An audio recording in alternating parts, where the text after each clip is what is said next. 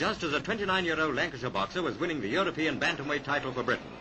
Peter Kane, in black socks, battering Parisian Teo Medina to a standstill at Manchester, gave British boxing a welcome boost.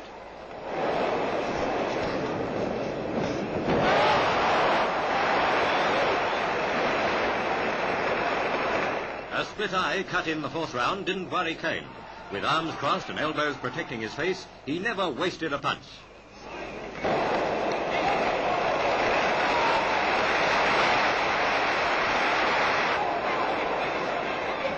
Both boxers were equally matched, and at times the fight turned into a slugging match. Yet it was a personal triumph for Kane. Formerly world flyweight champion, the blacksmith from Lancashire made his comeback in fine style.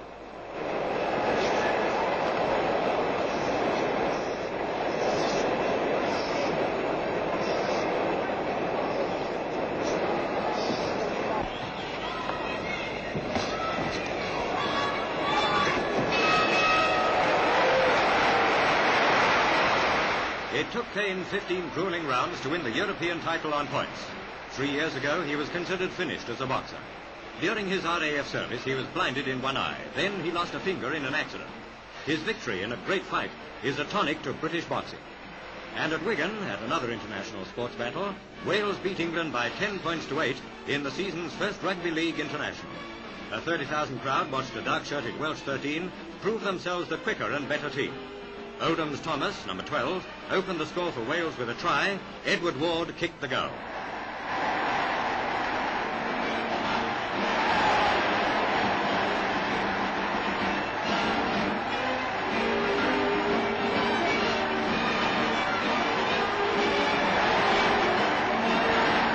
England's forwards couldn't make much headway against the first-time tackling Welsh.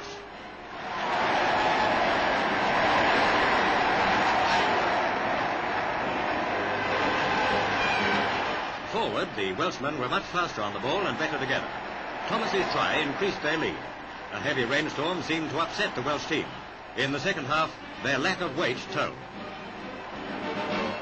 England came back with a good try scored by Wigan's Bill Ratcliffe.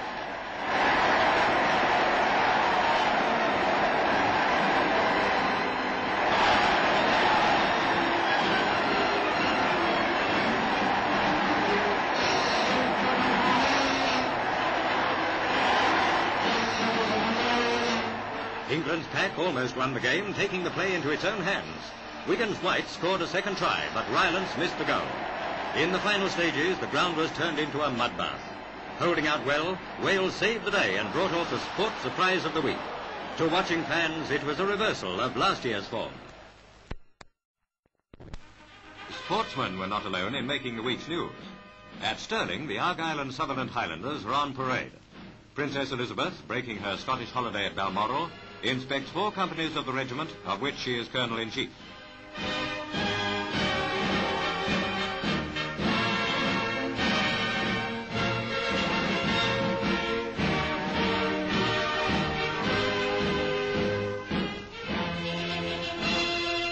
Occasion for the parade is the granting of the freedom of Stirling to the Princess and the regiment.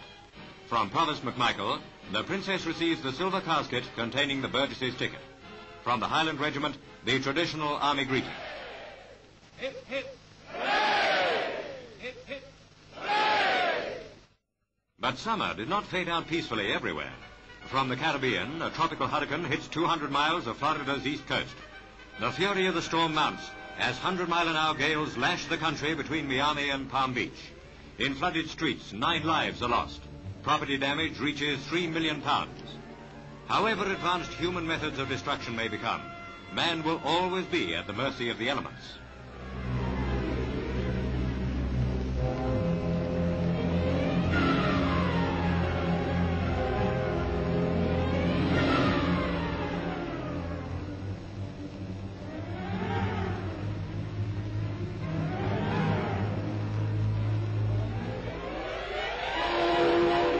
Weather experts said it was the worst hurricane for 19 years.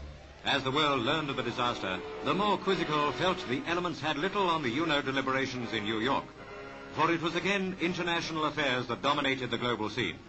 Russia's veto tactics on Greece led Secretary Marshall into open battle with Wyszynski. If the United Nations should fail to protect the integrity of security of all small states would be placed in jeopardy. To the people, George Marshall was quite a name, for it was not only in arguments that his voice was heard. 4,000 miles away in Paris, the Marshall influence was also felt. 16 European nations applied for American aid to the extent of £3,000 million. Mr. Bevin said, "The preparation of this report marks a new stage in the history of international endeavor, and I believe that it will prove not only a valuable and informative document in itself, but an initial step in the process of closer economic cooperation within Europe itself. Our goal is the economic unity of Europe as the best means that we can conceive to provide for the happiness of its people. This surely must remain the goal of all who have the welfare of Europe at heart." As the world saw it, the Paris Conference could be the prelude to European recovery.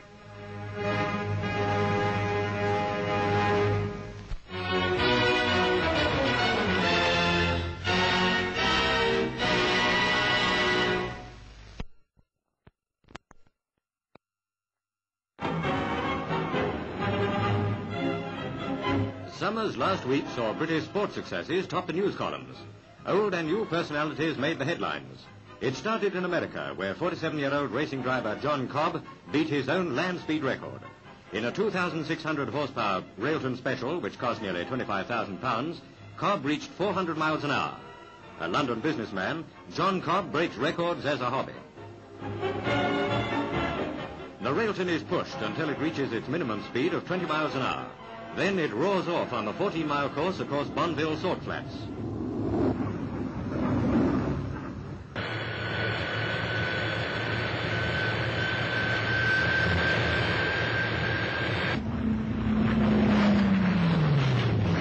At top speed, John Cobb clocks off a mile in less than 9 seconds. His new record, 394 miles an hour. After his triumph, Cobb packed his bags and left for home, just as a 29-year-old Lancashire boxer was winning the